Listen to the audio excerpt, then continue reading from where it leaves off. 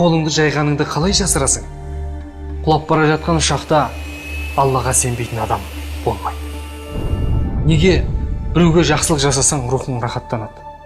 Себебі жаның жаратушы тарапынан келген. Сол себептен сауапты істерден ләззат алады. Неге өтірік айтып күнә істеген кезде бетің қызарады? Өйткені Алла тарапынан сенің табиғатыңа күнәға қарсы иммунитет салынған. Оның аты иман. Айтшы маған, жер бетінде адам көзіне жететін камера бар ма? Ал адам миының тым болмаса бір бөлігіне ғана жете алатын компьютер неге жоқ? Ал аурумен күресетін адамның өз иммунитетінен күшті құрал жер бетінде болған емес. Ал атмосфера сені секундың жартысына жетпей өлтіріп жіберетін күн сәулелерінің тек саған керегін ғана өткізуі кездейсоқ құбылыс па? Сен бүкіл жер бетінің ғалымдары жабылып, шыбынның ең болмаса қанатын да жарата алмайтынын білесің ғой. Анаңның құрсағында жатқанда бұл дүниенің бар екенін білмегенің сияқты, ақыреттің бар екеніне күмәнің болмасын. Ғылым әлемнің кездейсоқ пайда болғанын дәлелдегісі келеді. Олай болса мынау тәртіп, мінсіз жүйе қалай пайда болды? Эйфель мұнарасының құрылысына мыңдаған сәулетшілер қатысты.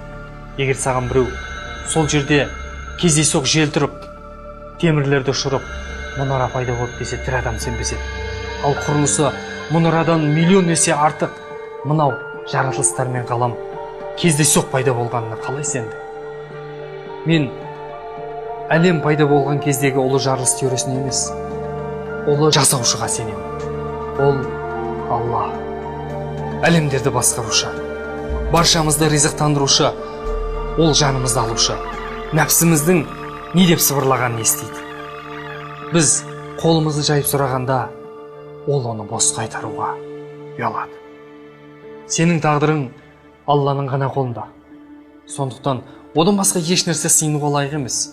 Себебі Алладан өзге еш нәрсе, шүбірек болсын, тас болсын, сүйек болсын, от болсын, тағдыр мен несібеге иелік етпейді.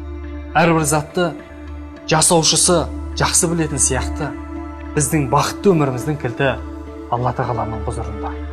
Кез келген заттың анықтама қағазы болатын сияқты, Алла тағала адамзат баласын тура жолға бастайтын ұлы кітап Құранды түсірді. Алла тағала адам баласына жіберген хатында бала тәрбиесінен бастап, өмірдің қиындықтарынан қалай өтудің жолын нұсқады. Ол кемел адамды қалыптастыратын ұлы постулаттар жазылған қайталанбас қазына.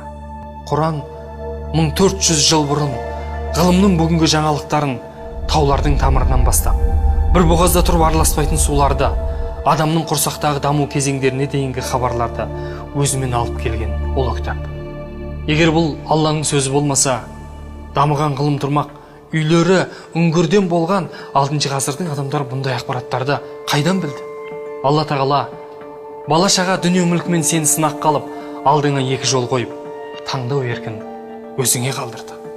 Бірінші, Алланың бұйрықтарын орындап, тыйымдарынан тыйылып отырып өміріңді құлшылықпен көркемдеу жолы.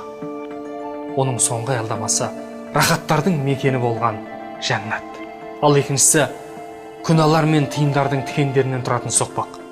Алайда оның соңғы аялдамасы мәңгілік оттан болған азап. Сен кейде ішімдікпен өзіңді алдағың келеді. Жүйкеңе Құран емес темекі тыныштық сыйлайды деп ойлайсың, бірақ керісінше денең ағылып жатқан проблемалардан аулақ барады. Кейде өзіңе қол жұмсап құтылғың келеді. Бірақ одан құтылудың жолы басқа.